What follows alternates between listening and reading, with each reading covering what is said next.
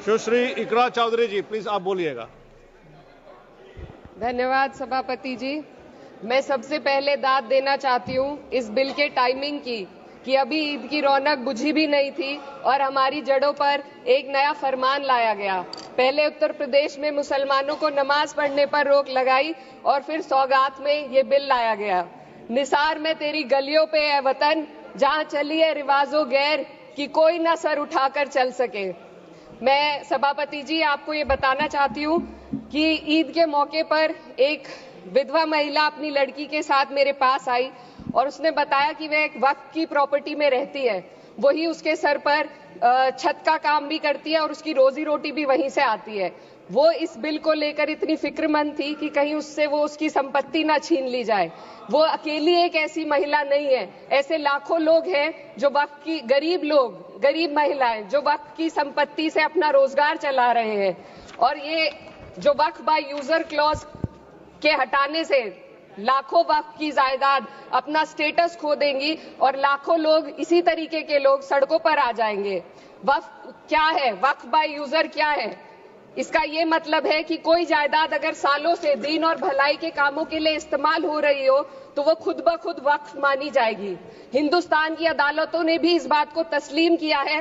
Waqf by user सिर्फ वक्फ board को ही मिली कोई खास सौगात नहीं है, ये बल्कि सभी अन्य धार्मिक ट्रस्टों को परंपरा और यूज के आधार पर बिना किसी डॉक्यूमेंटेशन के धार्मिक चरित्र को डिक्लेयर करने का राइट मिला हुआ है।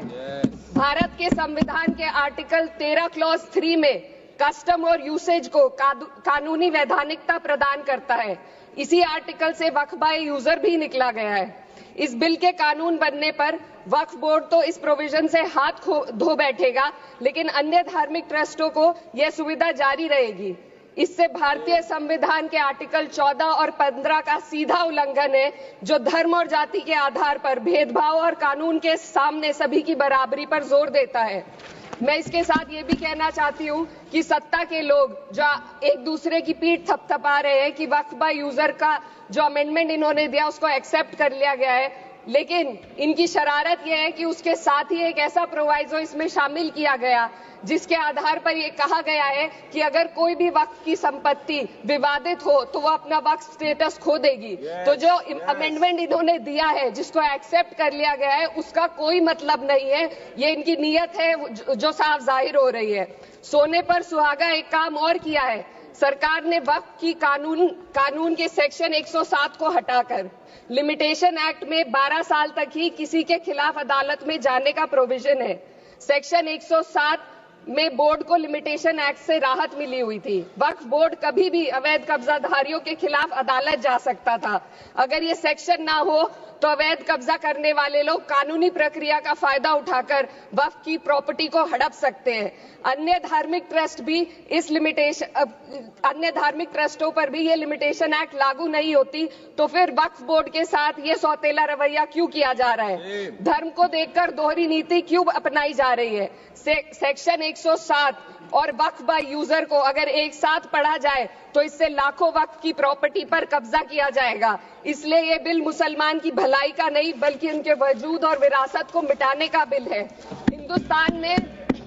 हिंदुस्तान में बहुत सारे धार्मिक ट्रस्ट हैं जिसमें उस खास मजहब के लोग शामिल होते हैं और उसका इंतजाम करते हैं, और ये बात समझ में आने वाली भी है क्योंकि जो व्यक्ति अपने मजहब के रीति रिवाज को जितना अच्छे से समझ सकता है किसी अन्य मजहब का व्यक्ति नहीं समझ सकता। आर्टिकल 26 क्लॉज 2 के तहत धार्मिक संप्रदायों को अपने मजहबी इदारों के एडमिनिस्ट्रेशन का हक देता है, लेकिन वक्फ बोर्ड के बारे में इसको उल्टा किया जा रहा है। Sir please 2 minutes. सरकार इसे एक सेक्युलर बॉडी मान रही है और इसमें गैर मुस्लिमों को शामिल करने की बात कह रही है। आपके मुंह से सेक्युलरिज्म की बात सुनकर अच्छा लगा, लेकिन अगले ही पल ये भ्रम टूट जाता है क्योंकि आपको सिर्फ दान देने के लिए प्रैक्टिसिंग मुस्लिम का आपने क्लॉज डाला है, लेकिन बोर्ड में बैठने के लिए मुस्लिम होने की कोई आपकी क्लॉज नहीं है। तो इससे आपकी जो दोहरी नीति है वो साफ जाहिर होती है।